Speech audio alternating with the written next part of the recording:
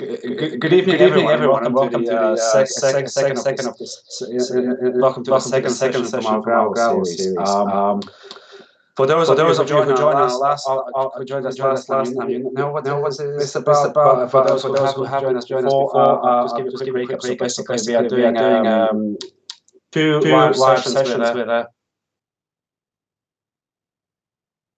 Tom Helleman, who is a professional cycling coach. And first session was about basically sessions are called from zero to gravel. First session was dedicated to those guys who are sort of trying to get into the gravel and trying to build themselves up and becoming more or less sort of fit and able to cycle more or less long distances. And the second session tonight is more dedicated to people who are trying to get from the intermediate level more advanced level. So we call this session becoming a hero, because there's a big sense of achievement when you divide. You can do the race, or you can go ride 100 to 200 kilometers. And that's what Tom is here for. So he'll give us some tips and give us some more maybe insight about how to build up that so that you are able to do more than you would be able to normally. Just about so we are on gravel. It's me, Agris, and Seb in the background, making sure that it's working properly. And Tom has joined us from Australia. So it's very early morning for him at the moment. And so he's kind of agreed to help us out with some advice and presentation on gravel riding, and also just for you guys to get in touch with us. So we do have a live Discord channel. Please join in. Tom is on Discord as well. So if you want to ask some questions, fine. Maybe also something to head afterwards to reach out. And also, if you want to join us for rides, please join us Strava Club. We post our rides.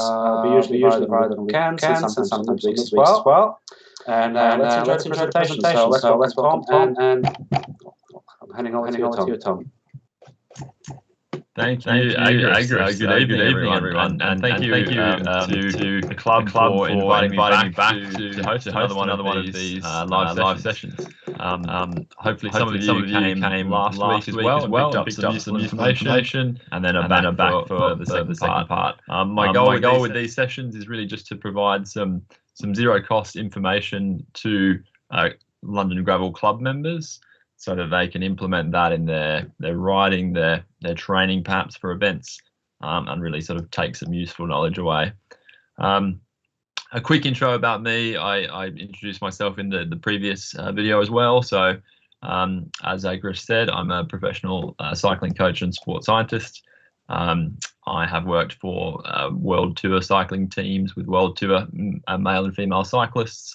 I have a diverse background in coaching. I used to be a mountain bike skills coach as well. Currently, I'm just about to head back over to the UK to start a new coaching project, which is pretty exciting, which I'll hopefully be able to talk about very soon, and catch you guys for some gravel rides over the summer. So we'll get straight into it. So today's presentation is sort of, as Agris said, really targeted at becoming a gravel hero. So we've kind of gone from that, people that would consider themselves perhaps like an intermediate level rider, and this is sort of building on that and going through to perhaps some more advanced sort of concepts in training and performance that hopefully you can apply, will be relevant to you in your riding, training and racing. So just kind of a quick overview of the things we're going to work through in this session. So we'll just go through some terminology in the beginning to make sure everyone's on the same page and they can make sense of the presentation, similar to what we did last week. And then some of the concepts that I'm going to cover off in today's presentation will be about so planning your training, and how you can build in some structure into your sort of weekly plan and into longer term training plans as well. And then part of that is what we call periodization. So that is how we kind of structure different segments of training to build a sort of training strategy towards an event. And then we had a few questions last week on nutrition, and as promised, I'll sort of dive into a bit of that nutrition towards the end of the presentation. So we'll be talking a little bit about sort of the things that you can do before a big event or race, and sort of different aspects of nutrition and what needs to be considered there.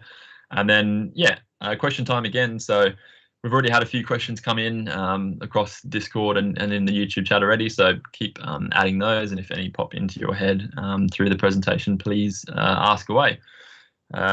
So jumping right in, just in terms of the terminology that we're going to use today, this is pretty similar to last week. So just a quick recap of that. So when we're talking about intensity, we're talking about how hard the exercise is. You might be familiar with the RPE scale, or the rating of perceived exertion scale. Typically a 1 to 10, and that's sort of what's on the right-hand side there in that chart. We might be talking about cadence, so that's your pedaling speed, so revolutions per minute of your pedals. Torque, which is essentially the force on your pedal, on your crank, when you're pushing down. Power, some of you might have power meters on your bikes already, or use indoor trainers that measure power. So that's essentially the combination of cadence and torque, and used to measure your output on the bike. Interval training, so that's something you might be familiar with already, where it's basically a structure of a training session where you sort of are interspersing periods of harder work with periods of recovery, and those intervals can vary in length and how they're executed as well, to target the training towards a specific system.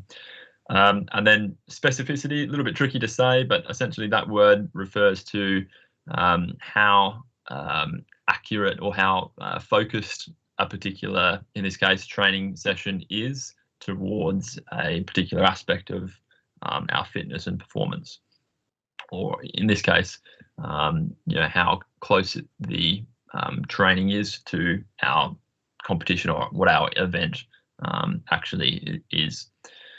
So in terms of those kind of demands of gravel racing and what's sort of unique about it, basically it's quite a varied discipline. It's quite new. There's a lot of different races out there, but most of them typically are sort of mass start. You're starting off in a big group of people, like in this picture on the slide there, and that often means that people get off to a very fast start, and sort of the race will sort itself out into groups as it goes on. Certainly in the US, and to some extent in other parts of the world as well, the races are often very long. So we're talking, perhaps 100 kilometers, 100 miles, perhaps even 200 miles. And then, of course, ultra endurance events on top of that as well.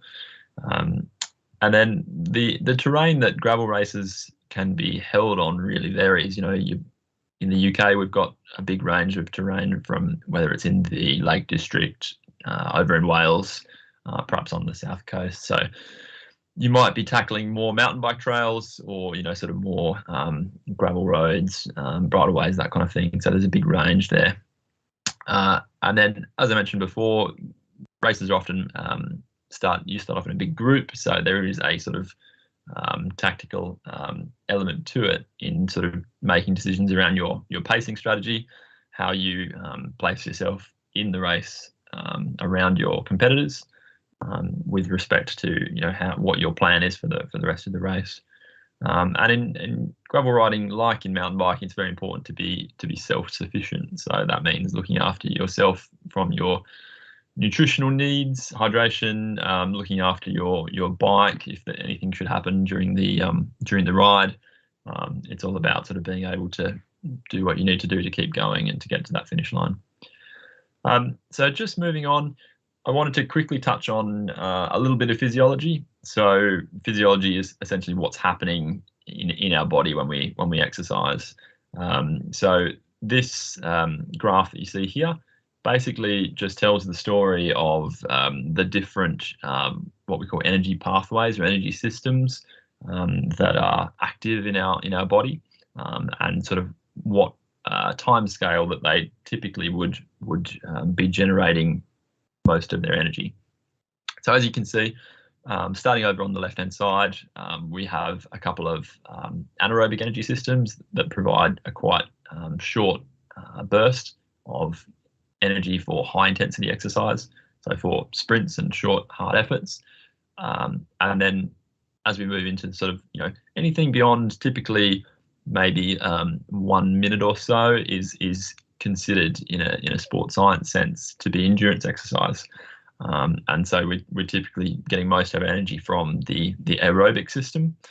And then essentially the aerobic system is quite good in that it can pull fuel from a number of different sources.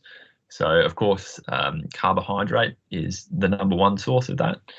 And then there comes a time if we exercise continuously and the ride or the event goes for a really long time, that we may actually start to deplete our carbohydrate stores, such that we're actually starting to get a lot more of the energy from fat, from burning fat.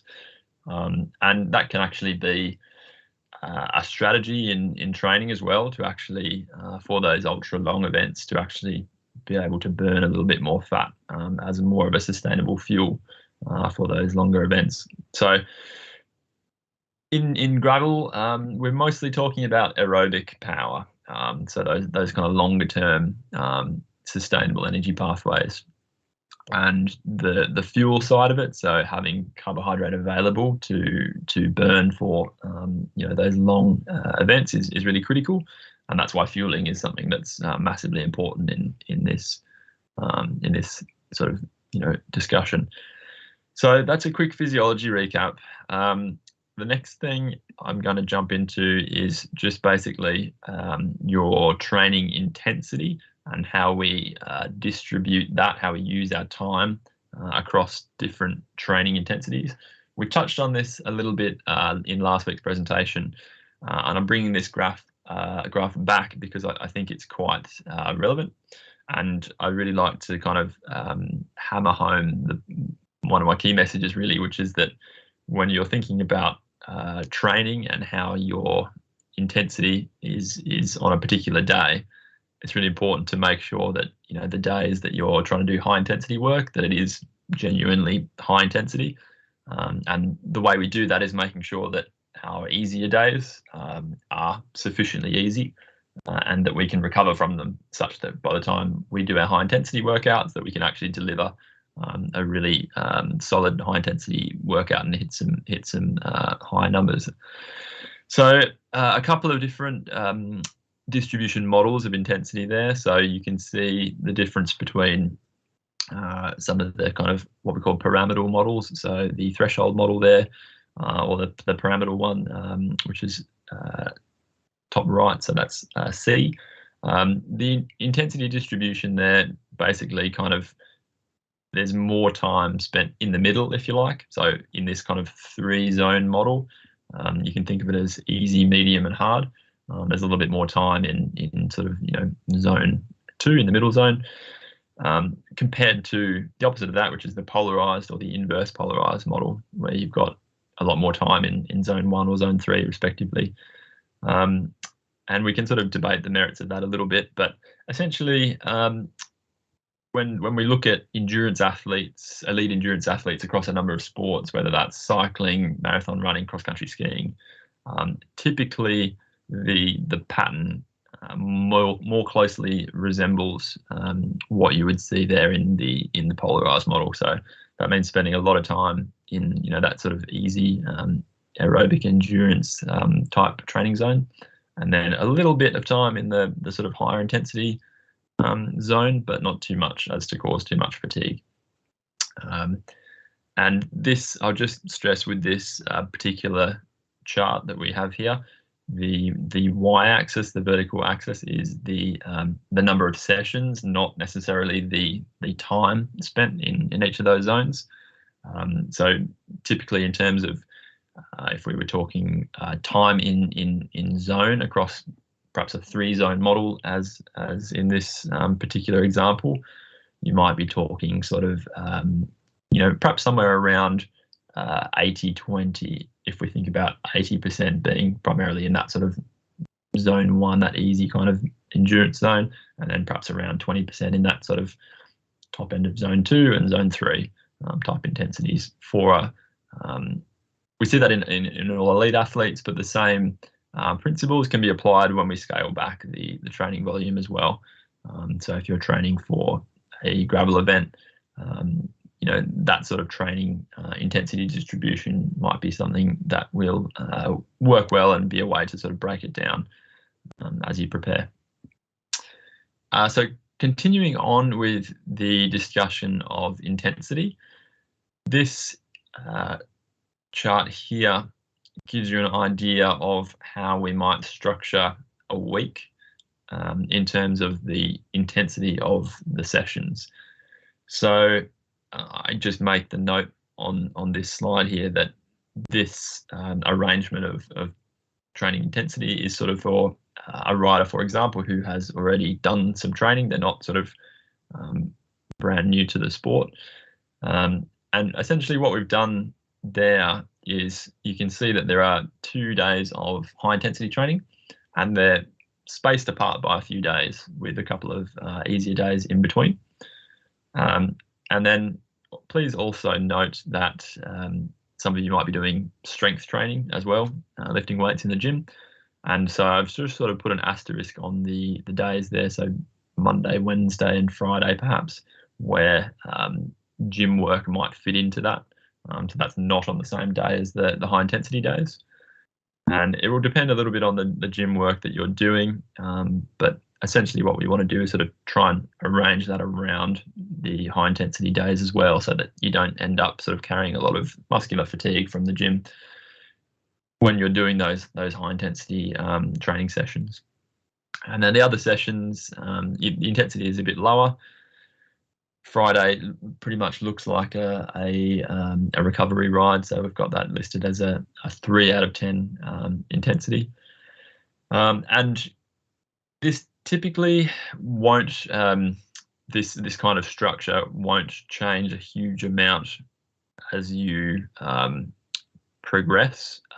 What we may do is start to bring some of the more intense workouts closer together and create like a bit of a block. So I'll just move on to the next slide where that is discussed a little bit further. So here I've added on this chart, you can see training volume as well. So think of volume as just duration essentially. And you can see that the intensity is sort of contrasted by the volume. So you can see that Tuesday, one of the high intensity days, is actually fairly low in volume. So what that means is we're doing sort of an intense workout, but it's quite short. So it just needs to be all about hitting those high intensities, getting the workout sort of done, without sort of making it long and fatiguing in 2 different ways. And then on Sunday, we've got the opposite. So Sunday is a high volume training day, but the intensity is much lower. And so that might be, if you're a typical sort of, let's say a Monday to Friday worker, and you've got more of your time available on the weekend, you might do a Sunday long ride. And that might be, your long ride that gets you close to, your sort of race distance, but the intensity is a little bit lower. And that's really targeted at that kind of aerobic endurance type training zone. And that's the sort of focus of those kind of longer rides. So as I was just saying before, in terms of how this sort of scheduling would change with your training, typically if it's very early in your preparation for an event, you might be 6 to 12 months out from a big event. You might drop one of those high intensity days and be doing only sort of one of those per week. And then conversely, perhaps you are a more experienced athlete. You've got several years of training and racing already under your belt.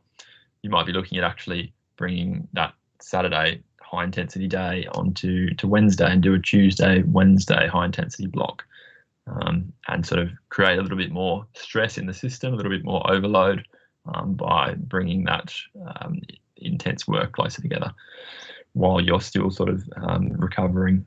But again, I'll just repeat that that's for more experienced riders who have got a little bit of training in the bag, and they're sort of recovery is going to be a little bit quicker from that kind of work.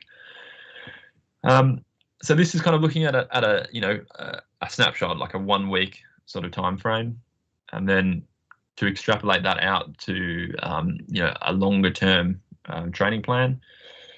So when we talk about planning for performance, you might be familiar with a couple of these charts, or sort of roughly what they look like. These are taken from a bit of software called Training Peaks, which is one of the more popular sort of training and coaching online platforms. And there's a bunch of dot points on there, so I'll start to talk through there. But I just wanted to include these charts because I think it gives you a visual representation of some of the concepts that we're talking about here. So just quickly, the one on the left is how we might visualize an annual training plan. So the different colors there representing different phases of training. You can see a couple of little like trophy cups on top of a couple of weeks there. They're your sort of target events. And then there's some squiggles and a little bit of blue shading in the background there, which represent sort of your overall accumulated training load, and then sort of a couple of other measures which indicate what you've done sort of recently, and then what the balance is between your kind of overall fitness level, your accumulated load over a longer period, and then what you've done sort of more recently.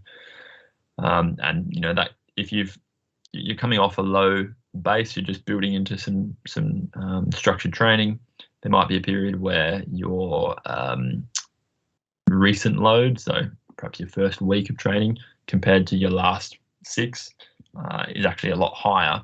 And acutely, that means that there's going to be some fatigue there. But as you start to build up that sort of that bank of training, essentially, you'll be able to essentially handle more training load without experiencing the same levels of fatigue. And sort of that's what we mean by progressive overload. So that's the first point there. That basically means that to improve, we need to apply stress to the body and to the energy systems that we're targeting, and to continue to improve the performance, we need to sort of go through periods of stress, recovery, and then sort of adding a little bit more. There's a bit of a saying that I think applies here, which is that if you do what you always did, then you'll get what you always got. So unless you change some other things, significantly, your overall fitness level isn't going to change a great deal if you go from riding 8 hours a week at one part of the year to then riding 8 hours a week later in the year, but you just kind of change your riding. There really does need to be a little bit of progression in the training plan. So just as I mentioned before, as you start to overload, you will create some fatigue, and that needs to be considered when it comes to the sort of longer term planning, so that there are periods of recovery in there. You can't always be sort of doing more and adding more time and more intense workouts without sort of catching up at some point, if you like. And it's really important to actually factor in some proper recovery time. That might mean a classic, a common structure is perhaps you might have 3 weeks of structured training, which are progressively longer and harder, more training load, and then 1 week of sort of recovery of lighter load. And that period of recovery is where you actually sort of build from the load that you've applied to the body. Things start to go through a process of what we call super compensation. So your muscles, your energy systems, a lot of those chemical reactions and everything that happens along with generating energy and motion that way, basically compensate to the stress that you've placed on them, and they begin to adapt. And that's really what we want with training. So the next point, the density of hard workouts, that's basically what I was talking about in the previous slide. So that's when we start to bring the hard days closer together, to build a bit more of a focused training block, and that's a little bit more difficult to recover from, but again can provide a greater training stimulus as well. And then sort of there's a bunch of terminology for how you structure a training plan. So people might talk about short periods of training as blocks. There are different sort of training cycle lengths. So people might talk about micro cycles, which may just be a week or it might be 10 days. And then you've got, sort of meso cycles as well, longer periods. So there's a range of terminology there, but essentially what all of these are doing is breaking down, a long period of training into smaller chunks, where the focus of that training, that chunk of training is on a particular aspect of fitness, essentially. And sort of that also can be laid out by looking at the relation in time to the competition. So you might hear these called the general preparatory phase, specific preparatory phase, pre-competition, competition, and then transition afterwards, as well. That sort of nomenclature, that sort of terminology might be used.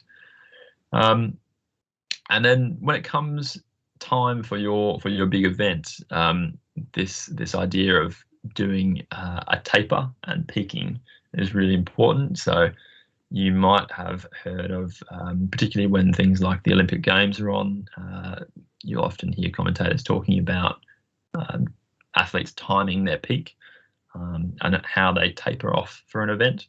So those concepts are really important when it comes to adjusting your training load in the period just before your major competition.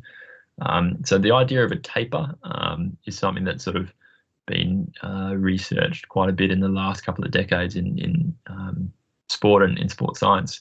And essentially what we're talking about there is a reduction in your overall training load as competition approaches. And so, for example, that it's going to vary from sport to sport, and in the endurance events, things like Ironman, ultra endurance, the taper isn't quite as significant as it is in the shorter events or in more sprint oriented events.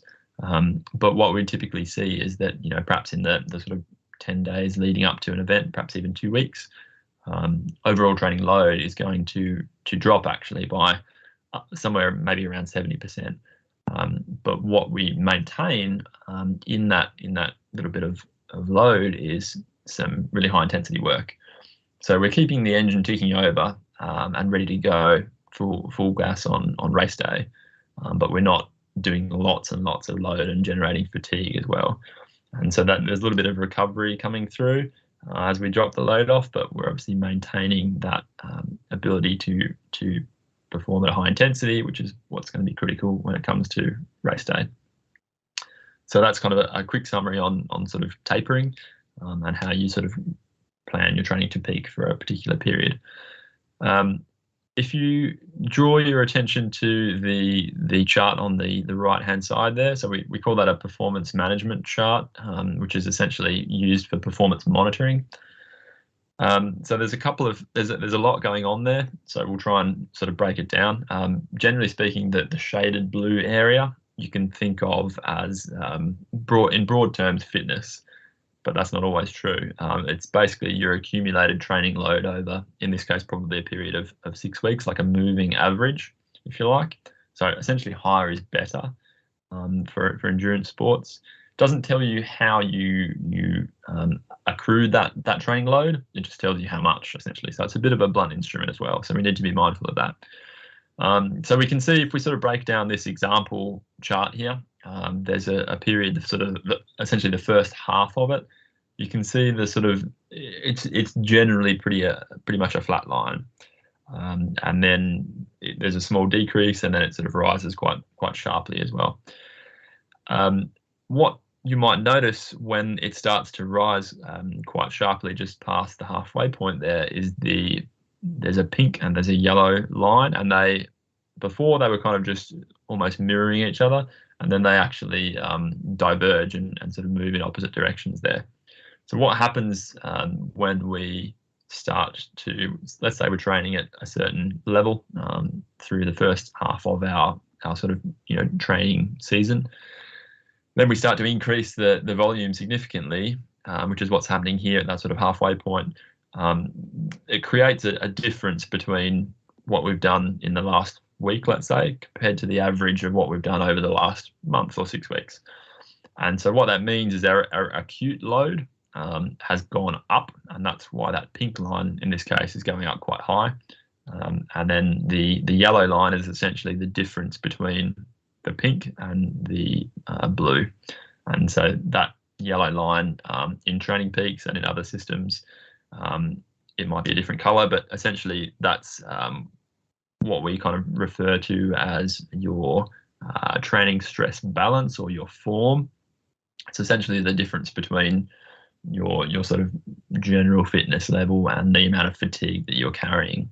And so when we're talking about tapering and peaking, we don't want to be carrying a lot of fatigue. We don't want to have done just a massive block of training right before our key event. That's going to mean we're carrying a lot of fatigue, and we're probably not going to perform as well on the whole. And then so with that chart there, you can also see that there's a big build, a small plateau, and then it drops off, and then those lines start to go the other way. So then the yellow line starts to come up and the pink line starts to go down. This particular one, that might be because this athlete there's a couple of reasons. It could be the athlete's taking a break, or they are kind of dropping their load after a major event. I might just switch on my pen if I can. So if you look in particular, I'm just going to highlight this section of the chart here. So that's that decline in training volume. And then in the middle here, we just have a small little spike. Excuse my pen drawing. But what's happening there is that you see the overall load starts to drop off, which might indicate a taper, like I was speaking about a moment ago. And then we've got a big spike there, which might actually be a major event. So they've dropped off their training load to sort of get some freshness, to get a bit of form back for a major event. And then that big spike is perhaps, a major sort of goal event. And then they take a period afterwards to do some recovery, and then they start rebuilding again for another event. And we might see a little bit of a taper at another major event just in this part of the chart there. So there's a lot to it. Hopefully that helps to sort of break it down if you find yourself looking at some of these charts for yourself. And there's a lot of people out there that self-coach quite successfully. You can definitely learn how to assess your own numbers and play around with this kind of thing. I think generally speaking, I think the difference between sort of self-coached athletes and athletes who have a coach is really kind of the ability to tap into a different perspective. So a coach, instead of, to give you an analogy, an athlete might be sort of thinking about the intervals in a particular session in a particular week. Think of it like looking at a blade of grass in a field, whereas the coach is sort of, kind of hovering 10,000 feet above and kind of seeing the whole field. And so, you might notice in today's session, I'm not necessarily going to dive into specific, workout structures for like a particular workout. This is really trying to sort of bring your attention to the bigger picture and how we structure weeks, how we structure, longer periods of training towards an event. Because I think overall getting that stuff right is going to be a much bigger impact on your performance than the specific content of the session on that particular day. So hopefully that made some sense. That's kind of the end of the planning and periodization part. I just want to dive into nutrition as we promised earlier. So firstly, there's a couple of slides on nutrition here, but the main one that I wanted to sort of really drive is fueling, so carbohydrate intake particularly. This is a little chart here from a nice nutrition study. It basically, what we're talking about in this particular study here is the difference in performance in 2 hours at 60% of VO2 max, followed by a 1 hour maximum effort time trial. You can see just at a glance that there are significant differences between those finishing times there. We'll get on to why that is in just a moment, but generally speaking, I'll link this back to the physiology that we spoke about a little earlier, but carbohydrate is really the key fuel for endurance activity, particularly of a sufficient enough intensity, a bit like gravel racing. When we get into that kind of ultra endurance, multi-day or 24-hour, those kind of events, that's where fat utilization can be a little bit more, can play more of a role.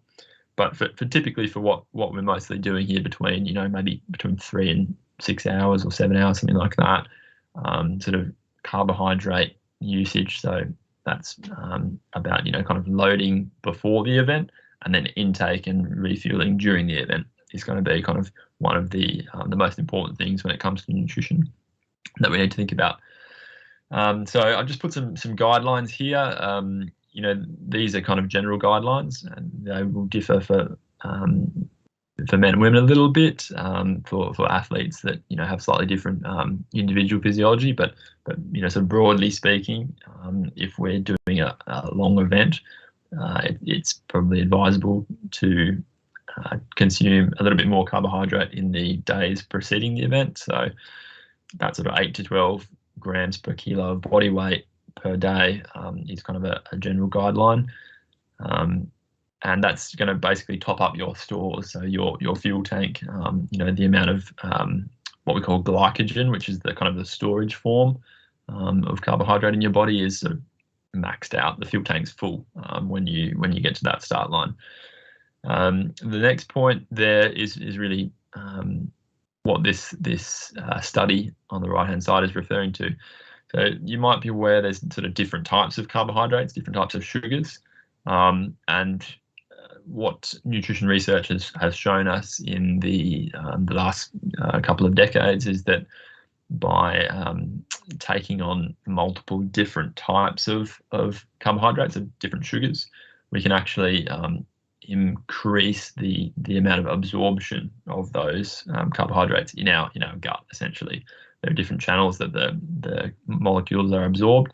So if we take on different types, we can absorb more overall.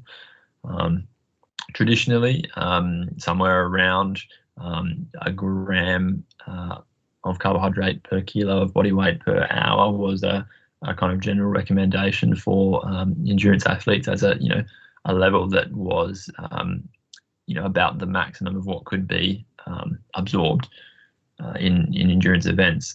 New products and new sort of research on this multiple transportable carbohydrates have actually seen that ceiling broken through, and so we're now seeing endurance athletes that have, with specific training and adaptation in their gastrointestinal system, can actually take on a lot more carbohydrates. So some of the best endurance athletes in the world can actually absorb, somewhere maybe 90, maybe 120 grams of carbohydrate per hour.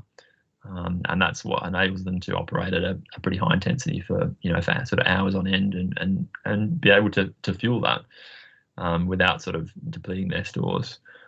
And what tends to happen basically when our carbohydrate stores are running low, we just tend to lose performance. We tend to slow down, and that's partly a factor of sort of the biochemistry, the metabolic processes that are happening, and also it's a little bit our brain sort of telling our body that this is getting hard. We don't want to sort of damage our system here, so we need to just knock the intensity back. So if we can put that point off until kind of a later point, we can by refueling, we can keep the intensity up right into a really long event. So that's a quick summary on carbohydrate. The last point there is really about sort of practicing your fueling strategy before race day.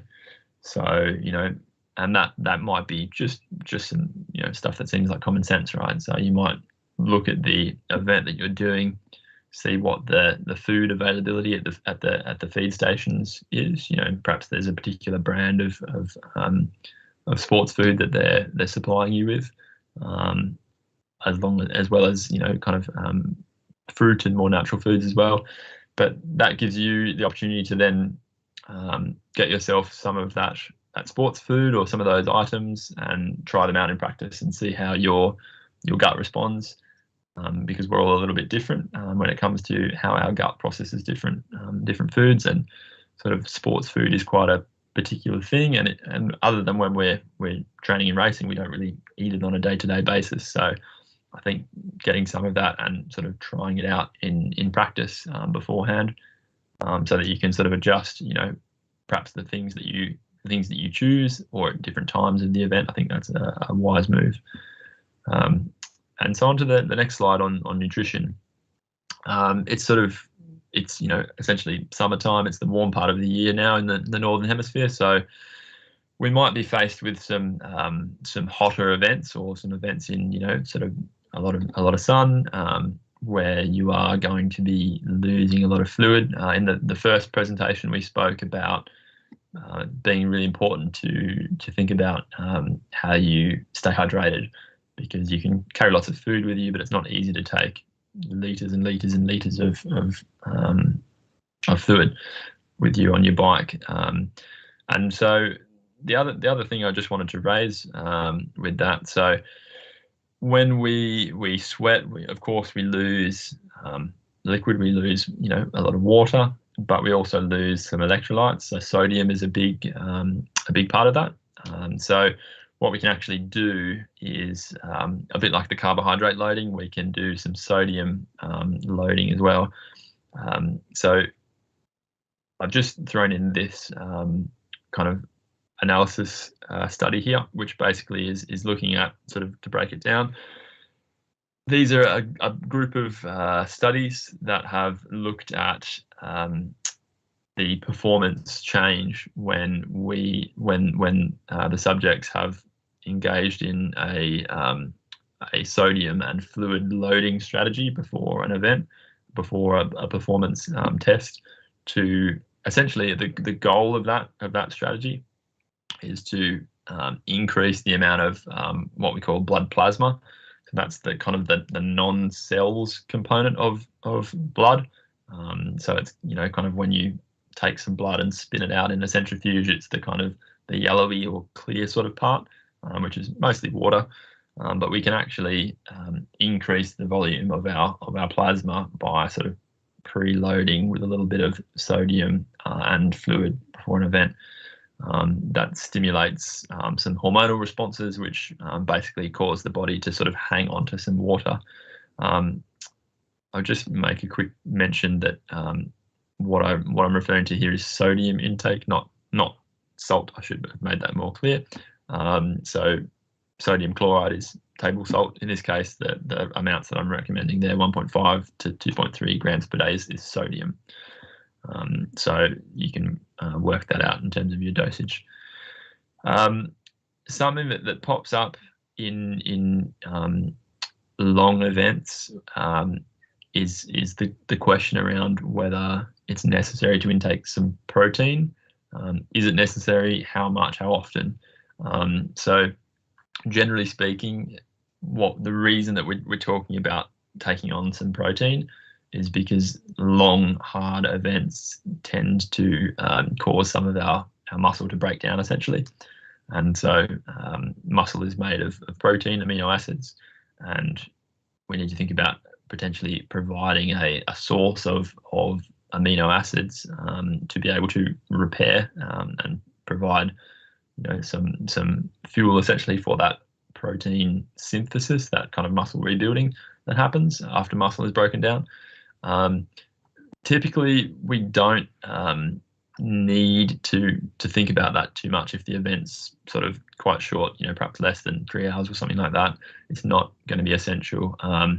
If we're talking ultra endurance, 24-hour, multi-day, then it is going to be something that you're going to need to replenish.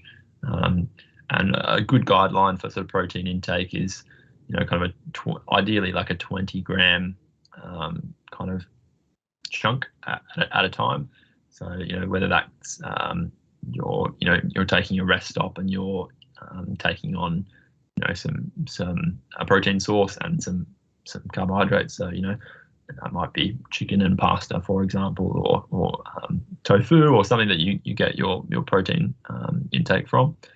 But typically aiming for kind of a threshold of about a 20 gram dose, if you like, is going to ensure that protein synthesis from the muscle breakdown that is happening to sort of repair that is going to be sufficiently fueled with fresh kind of amino acid intake. Sometimes the sports food in particular market this as like branched chain amino acids, so BCAAs. That can also be useful because those are some of the more common ones that we need when the muscle is broken down in that sense. These are some general guidelines. Caffeine, one of the best legal performance stimulants around. So caffeine's great at reducing the RPE, the rating of perceived exertion of exercise, and the dosage for caffeine, and you can take that in coffee or in tablets, dehydrated form. So typically 3 to 5 milligrams per kilo body weight, and an hour before performance. Typically caffeine, surprisingly, actually takes sort of 1 to 2 hours, perhaps even longer than 2 hours in some people, to actually sort of peak, the levels to peak in the body. So I think often you get the smell of coffee or something with caffeine and it seems like an instant hit, but actually it's something that has a slightly slower effect. So really you want to be intaking that caffeine dose sufficiently before you think you might need it, whether that's the crunch time in the business end of a race, or if it's a short event, cyclocross, for example. You might take it an hour before, and then in sort of 2 hours' time, it will be the end of the race, and so you will have benefited from the peak levels of caffeine at the sort of important parts of the race. So timing and understanding what doses work for you is really important there. And again, I stress that practicing these strategies is important. This is a very brief overview. I would suggest anyone to speak to an accredited sports dietitian to get specific advice for them. These are only sort of given as general guidelines for some of the nutritional things that we need to think about when developing a strategy for a long event. So I've been talking for a while, so I'll start to wrap this up. Sort of to tie a bow around some of the things we talked about. My goal for today's session was really to sort of get people to think about how your training intensity and volume sort of interplay, and how to balance and plan those in a way that provides the type of stress on the body, the type of training stimulus that will promote adaptation. So there is a kind of a particular way that we can do it to sort of get the most out of our training and the efforts that we put in. So that's sort of what I've kind of tried to share with you today. And then this idea of progressive overload, of progression, and that's important when it comes to sort of trying to build performance over time. We need to, that might be as simple as if you do a similar high intensity workout from 1 week to the next, it might mean that one day you do 5 efforts of a particular intensity and duration, and then 2 weeks later you do that workout again and you do 6 efforts. There needs to be some progression there, and something that I think is a really salient point that in my view separates sort of great professional athletes from perhaps amateurs, or professionals that perhaps aren't as good at managing their training is what I call intensity discipline, and goes back to that idea of making the the easy days easy enough so that the hard days can be really hard, and you can get that quality work done. It's very easy to sort of fall into a habit of, you know, doing a lot of work in a sort of a medium intensity zone, which perhaps might not be as productive, because we're carrying fatigue then into our harder sessions. And I would encourage people to think about sort of recovery as an essential part of training. And recovery doesn't mean necessarily being on the couch. Recovery might be, you know, that might mean getting a massage, you know, whether that's with a professional or doing it yourself with a, you know, foam roller, or any of those kind of what we call percussive devices that sort of, you know, vibrate the muscles. You know, we can talk about ice baths and other recovery strategies, but recovery doesn't necessarily mean doing nothing. There are things that actually can accelerate recovery. So I would encourage people to think about that as a type of training in itself. And strength training, we haven't really dived into that this week. We had some questions on it last week. Yes, I think it's beneficial. It needs to be sort of fit into the program appropriately, which I sort of alluded to on some of the scheduling slides. And then I've put here sort of consistently or not at all. And what I mean by that is that when we strength train, we get some great adaptations at the muscle level. But what tends to happen if we sort of, you know, strength train for a period and then we stop, those changes revert back to kind of where they were before, and you end up sort of in the same place as if you had not done the strength training in the beginning. So I think having some consistency, if you are going to include that in your training, and that depends on how much time you've got available as well, of course. And then really individualizing your nutrition strategy. So trying things out in practice, you know, getting an idea of what works for you, so that when race day comes around, you know what you need to take on, what choices you're going to make when it comes to refueling and rehydrating. And so, yeah, that's basically the presentation. Again, I've talked for a little bit longer than planned, so hopefully you got some useful information out of that. I really enjoyed sharing it with you. We're going to move on to some questions now. So I'm sure there's plenty in the YouTube chat, and we had some submitted earlier as well. So I'll welcome Agris back, and we can get through some of the questions.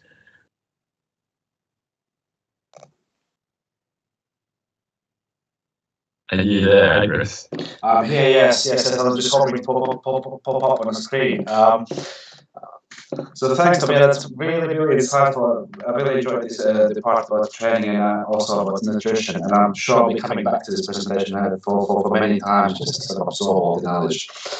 So in terms of questions, so let's jump onto the YouTube chat. A couple of questions from ourselves, from me and Seb, but there are quite a few other people as well asking questions. Right.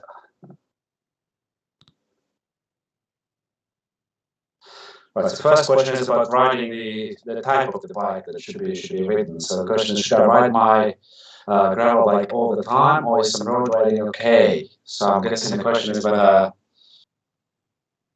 what difference does it make to ride like a different bike, you know? Yeah, that's a great question. And I would reflect back on the idea of specificity that we spoke about earlier on.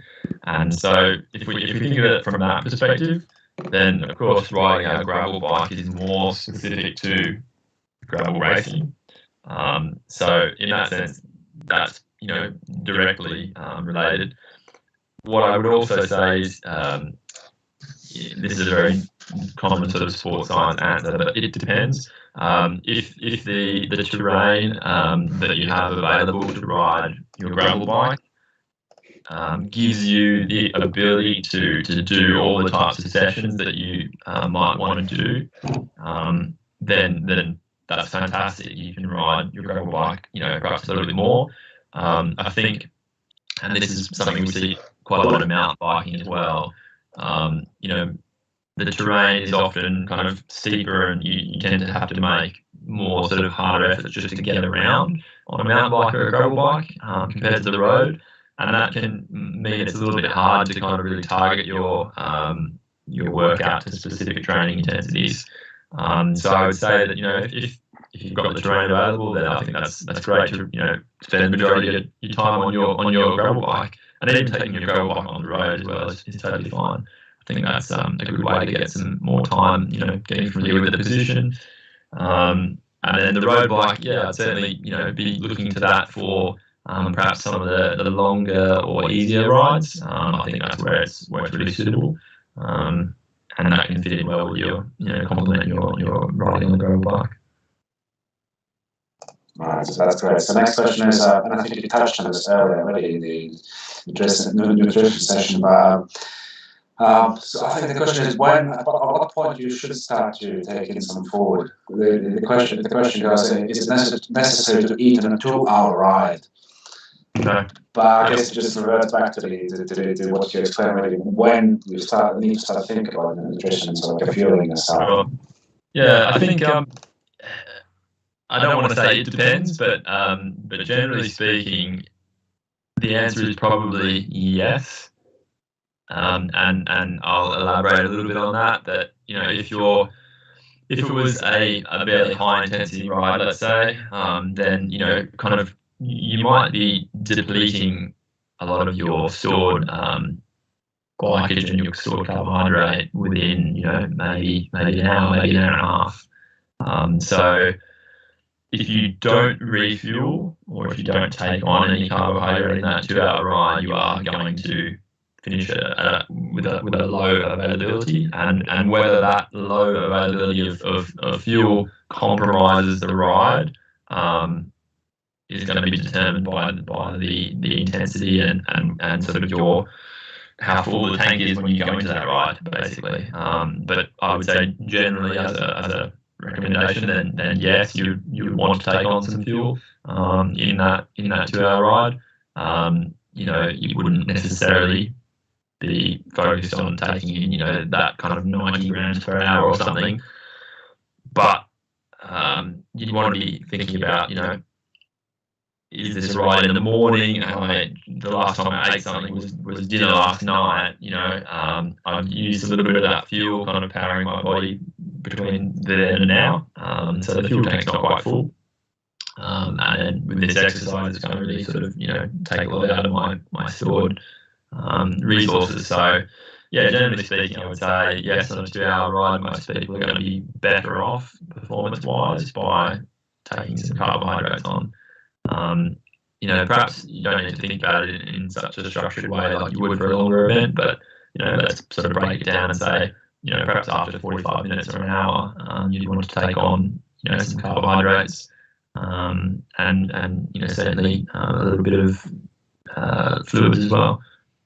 Yeah. Right. So next question. So there's someone who's been brave. So the question goes, I have entered a 150-kilometer event, but I have not ridden that far ever before. What do you recommend? I do it in training. Should I be lifting weights as well to help with my gravel riding? Okay. That's a great question. There's a couple of parts to that. So I think, firstly, it's great that this person is entering a long sort of event as like a challenge. I think that's fantastic. That's sort of how we progress by choosing to do something hard, right? So I commend that. I think it's no problem that you've not ridden that far before. And there's a couple of elements to that. I think it's great to have a goal that is kind of a progression of what you're already able to do, so that there's a sense of achievement when you do get there. But in terms of how we make that happen, what I would sort of throw back to is kind of some of those training principles. So that kind of progressive overload, which would be where you would look at perhaps if you've got one day every sort of week or two where you can spend a lot of time with the bike. That might be sort of a longer ride, so you're sort of maxing out the duration that you can do, but at a relatively low intensity, that sort of endurance pace, and you're progressively extending that. And it doesn't necessarily have to get to the point of being the same length distance-wise as your target event, because when it comes to the event, most likely you'll be in a group at some point, and that will make things a little bit faster. So you'll be able to draft with other riders a little bit. So, yourself going out and doing 150 kilometres in training is actually going to take you a lot longer than 150 kilometre event. And so therefore you might argue that that's actually not specific, because your training session is now longer than the actual event. So I would argue that, perhaps if the event's going to take you 7 hours, then, you probably want to focus on building, your longest ride up somewhere towards there. It doesn't necessarily have to be there. I would say that confidence is a big part of going into these sort of challenge events, and some people take a lot of confidence from doing the race distance or the race duration in training, and that's perfectly okay as well. I think it depends on your time availability, but for sure, sort of progressively extending your endurance rides up towards that target duration would be the key factor here. Strength training, I think it varies on a case-by-case basis, and I would also say, training time availability is going to be key. You might be better off, depending on how much time you've got available. Sorry. Can I just throw in the next question as well, because it kind of links in very well to what you're talking now. So basically, the person is also saying he or she only has 6 hours per week to ride, and most on weekends. So how would that person make the most of the time? Sure, assuming that the person is also aspiring to do 150 kilometer rides. Okay. You've combined the question. Yeah. Because kind of links in very well. Yeah.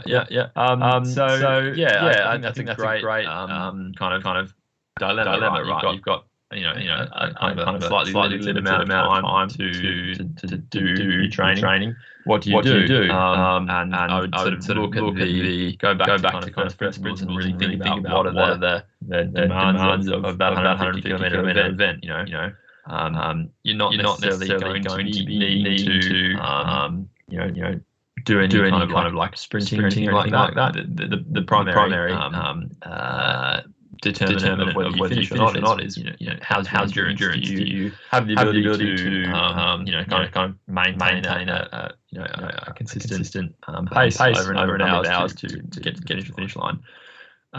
So I would really say that with, say, 6 hours to play with, in that case, I probably wouldn't be going straight to strength training. Perhaps if there was, maybe 10 hours or something like that, I would consider strength training as part of that. But with 6 hours to play with, I'd be tempted to structure that in a bit like what we actually did in the presentation.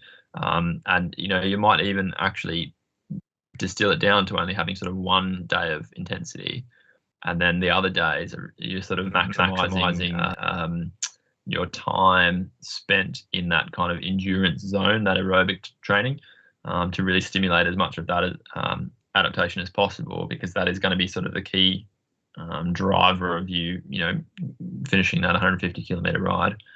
I think with 6 hours, I'd probably skip the gym. I'd probably just kind of focus on getting the time in that aerobic endurance zone, perhaps with a little bit of high intensity work, which will help when it comes to climbing or the fast start at the beginning of the race, that kind of thing. All right, thanks for that.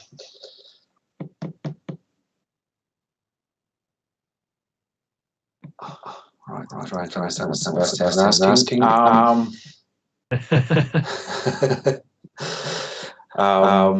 I'll just read the question. Okay, looking the week, what if you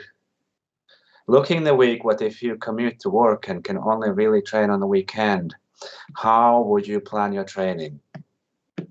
Yeah, that's a great question, and I think I'm going to say it's a great problem to have, right? If you're getting regular riding in, through the week, that's just kind of incidental. It's just part of your routine. Then that's when it comes to training, that's almost a luxury. So, in my coaching, I work with a lot of people who are in that situation that sort of commuting, and that's part of their routine.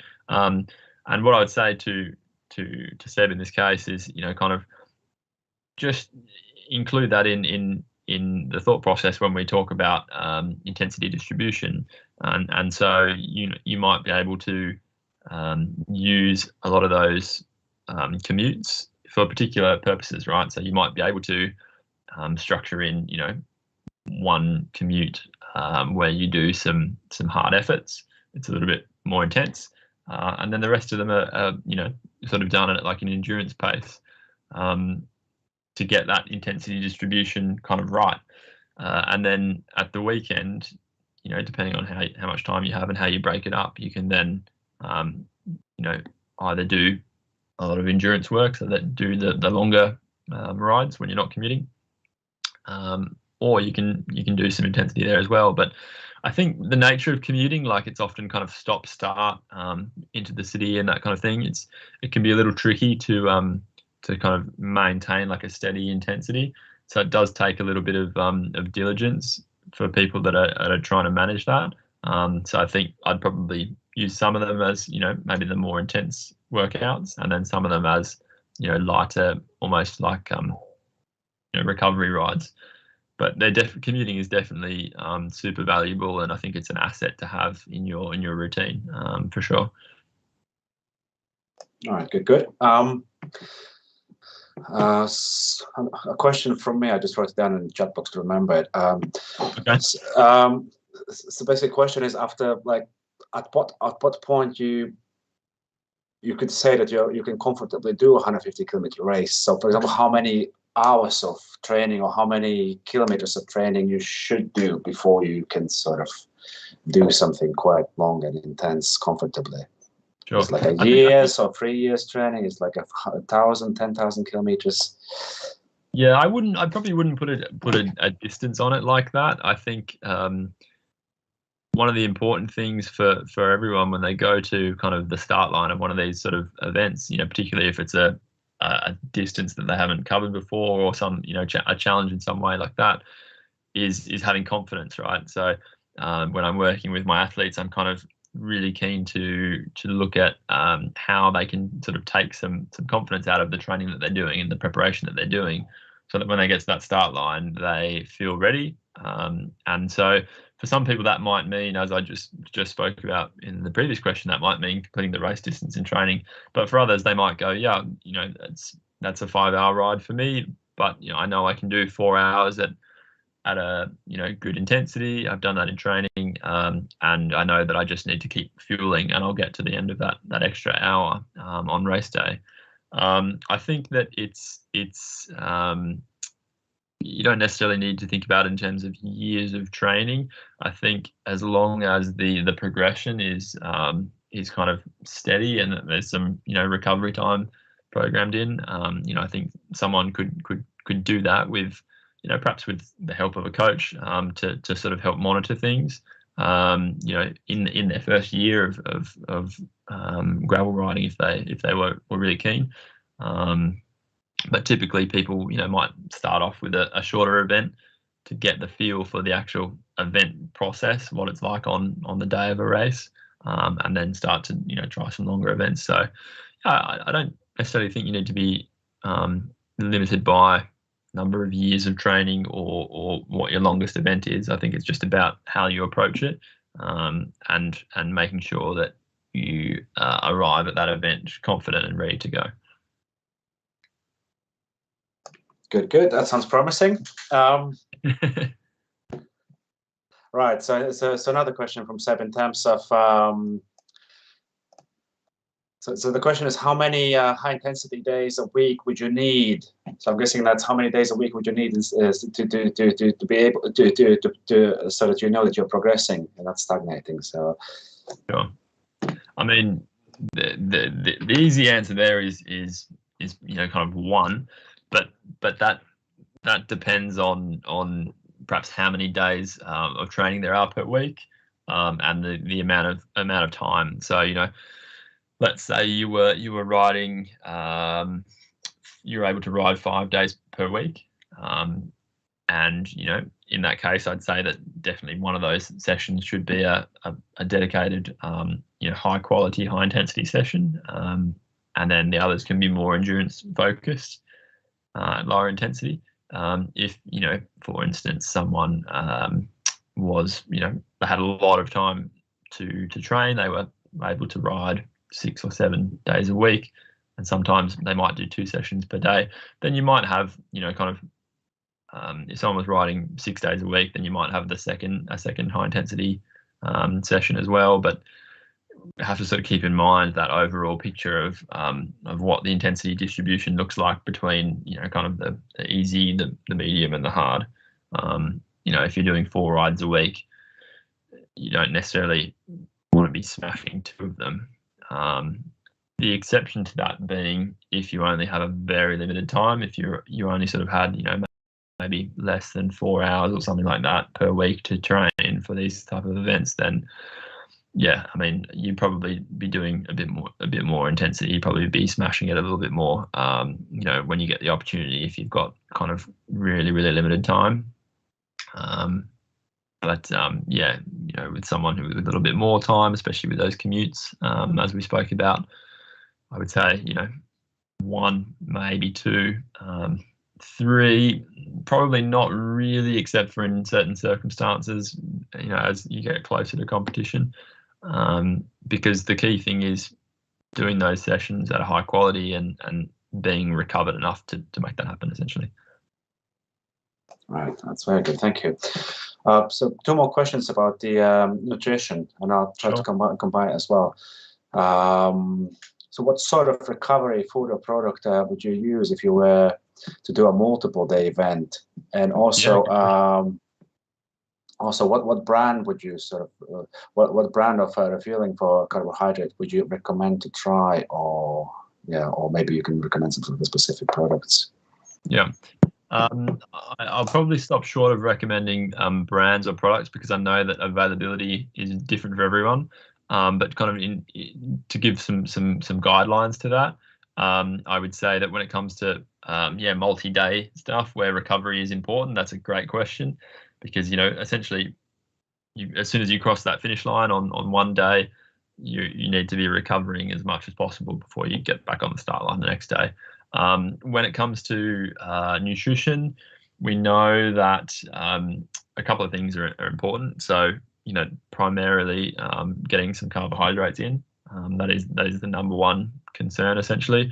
Fluid replacement as well, but if we're just talking kind of food for now, getting some carbohydrates in. We also know that when it comes to absorbing carbohydrate and refueling, that actually sort of taking a little bit of a mixture of carbohydrate and protein, maybe like somewhere in the region of 3 to 1 or 4 to 1 kind of grams of carbohydrate to protein will help with absorption. So that's not necessarily just eating a bowl of pasta, that's eating a bowl of pasta with a little bit of a protein source or something like that, or rice or whatever your preferred carbohydrate is. So getting a little bit of protein in that kind of ratio will help. And then fluid replacement.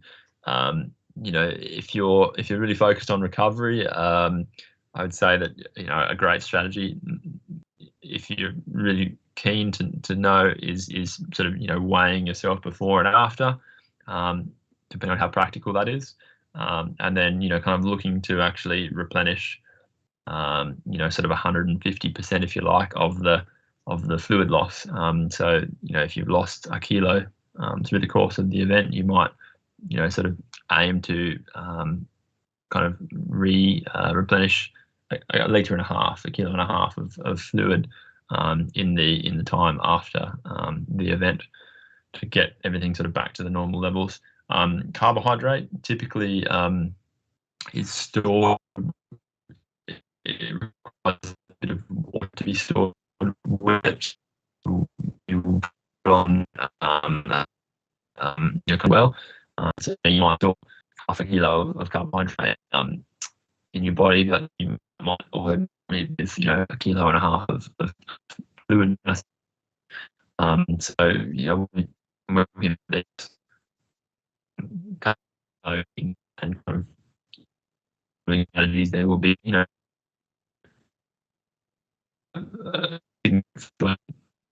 essentially, but then that can be kind of used as an indicator of kind of how refueled you are and how much refueling you might So, I'm not going to recommend specifics. I think just kind of approaching things with a bit of a critical eye and kind of looking at what's in the products. If you're able to get an idea of the nutrient contribution in foods. Then the other thing I would say is, I would probably be talking about all the Sorry, can you hear me, Tom? Sorry. Kind of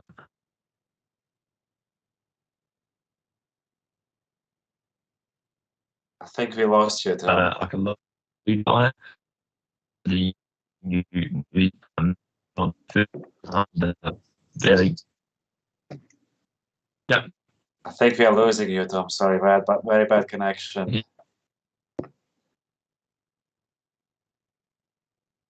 Could you?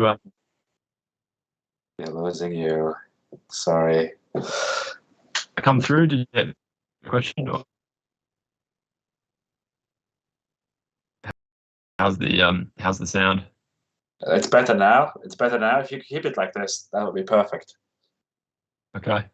I was just finishing off by saying, a low fiber, a low residue food intake in that recovery period may also help by not blocking up the gastrointestinal system and sort of not carrying around too much weight in undigested food as well. Yeah. Sorry, I think we lost a couple of previous minutes. We could just, if you can do a quick summary, that's perfect. Anyways, let's jump on one more question. There's one more question, okay? Okay. How many days before an event you should start carb loading? Also, what type of carbs are optimal for this? EA brown versus white pasta. Thanks. Sure. So it kind of links back question. to it links back to what you explained already, but still, it's a bit more specific question. So. Yep. No, it's good. I would say that it depends on how long the event is, and if the event is a single day or multiple day. But typically, kind of 1 to 2 is probably enough. If you're doing like a multi-day event, then you might want to be considering upping your carbohydrate consumption on the days prior as well. But 1 to 2 is probably adequate. In terms of what type of carbohydrates, when we think about kind of what type of carbohydrates are ideal and when, in this case, we're thinking about sort of preloading the system with kind of that like slow burning fuel. So people might be familiar with the concept of like the glycemic index. So like that's kind of the speed at which sugars are broken down in our body. So you'd be aiming for foods with a lower GI, lower glycemic index rating, and that might mean choosing brown rice over, jasmine rice, for example, for that lower kind of GI rating.